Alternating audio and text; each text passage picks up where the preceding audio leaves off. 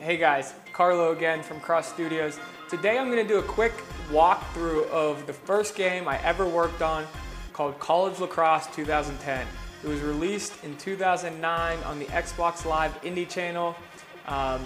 It is the start of the entire lacrosse video game series I've been working on over the past 5 years. So let's jump on here. I'll show you the basic features, gameplay, some of the cool things that went into building this game, and I plan on doing more of these videos, walking through all the games and kind of giving you again a history of my experience and all the different games I've worked on. So let's check it out.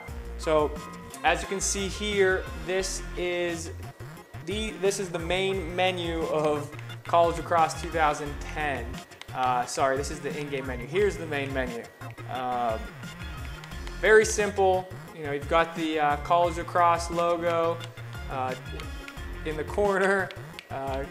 Some might say simple, some may say clean, but it does the job. It's fast, it's responsive. But you've got a local game where you can play quick game, pick up and play. You have season mode, and you have training games. So a lot of stuff to do in the game. So right now I'm just going to do a quick rundown. I'm going to go Pittsburgh, jump into gameplay so you guys don't get too bored. Pittsburgh versus the Aces. Here you have upgrades. We all have one, except actually they have all 5, so in theory they should be better than me, but I'm hoping I can beat the AI. So that's the zoomed in camera angle that you can do, but the default camera angle was overhead. So I'm going to keep it as it was when the game came out and most people played the game with. As you can see, it's a game of lacrosse. You got 6-on-6. Actually, looks like the Aces were short a guy there. Little fast break for the Aces, but the controls are very similar to NHL. And honestly, this is my 3rd time recording because I forgot to turn on my mic the one time, and then there's an issue the other time. I forget what it is, but the controls are left joystick is control your player, right joystick shoots, right trigger passes, left trigger is speed burst.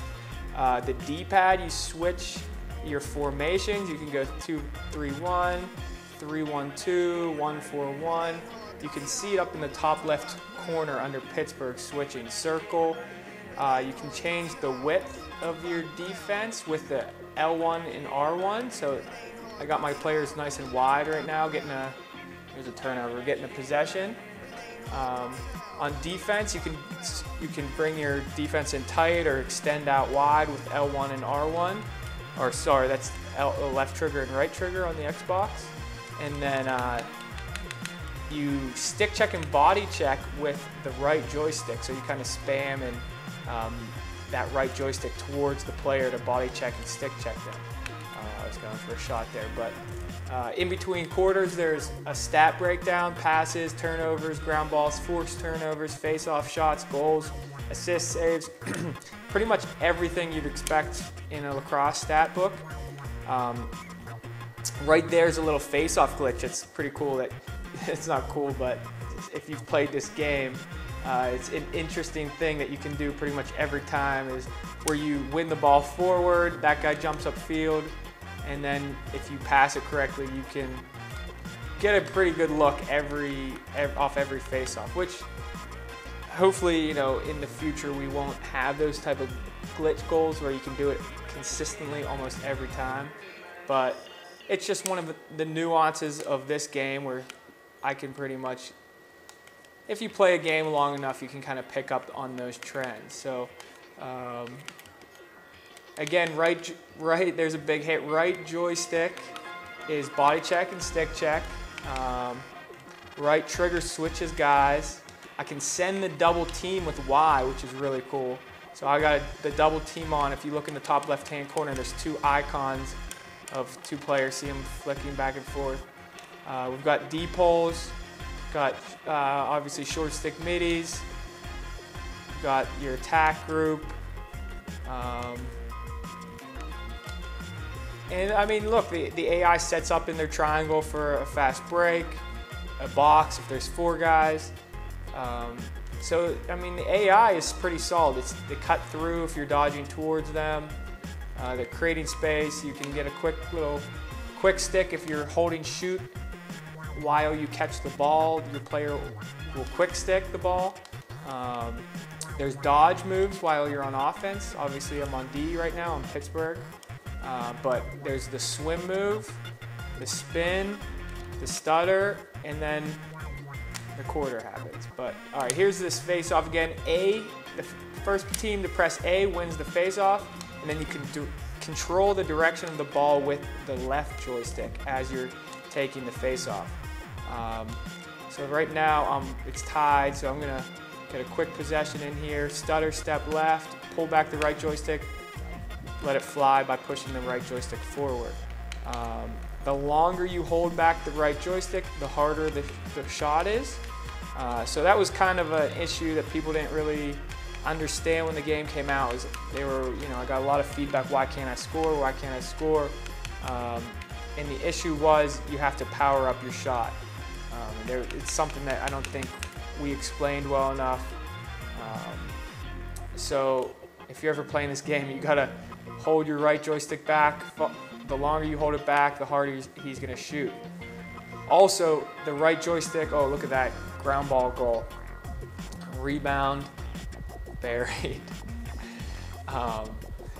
So the longer you hold back your joystick, the harder he shoots, and then you have to point the right joystick towards the goal when shooting. If you just go straight up and down, it's not exactly like NHL.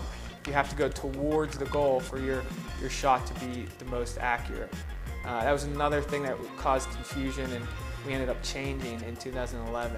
Here's a little quick stick, good save by the goalie. But as you can see, the animations and the graphics in this game aren't anything too special. I'll actually zoom in so you can see them.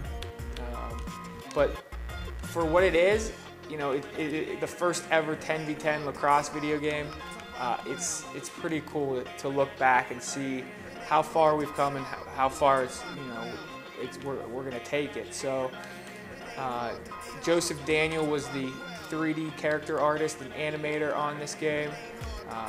Did a great job for what we had at the time, and although it's not ultra realistic, it's smooth, it's quick. Jonathan Fritz Ackerley of Triple B Games was the programmer on this. Extremely talented, and huge shout out to him. Would not be making lacrosse video games if he didn't commit to the project and put all his effort into it. So I mean, if you're ever online, search his social media and follow him. He's doing awesome soccer games and other games. Yeah, this is the start of it all here, folks. This is where this is the first game I ever worked on, and at the time felt like I was dreaming working on a game like this. Just the fact that, wow, just glitched out. I think that is not good. All right, guys. Well, looks like my Xbox just red ringed of death, or whatever, ROD'd. I don't know why, but it's an older Xbox, and the Xbox I was using when I first started making these games. So hopefully it's all right. We're gonna let it cool down for a little bit. It's probably overheated. Like I said, I've had to shoot this thing like 3 different times because of different issues. But hope you got a basic understanding of the first game ever, College Lacrosse 2010. If you want to check it out, it's still up on the Xbox Live Indie channel. If people are interested, we can do a throwback tournament, play online. That would be pretty cool. But I will be back soon doing an overview on NLL Lacrosse 2010. Let me know if you guys have any questions, feedback, things that you'd like to see in those games or in these walkthroughs. But remember, we have an online fundraiser going right now, lacrosse15.com.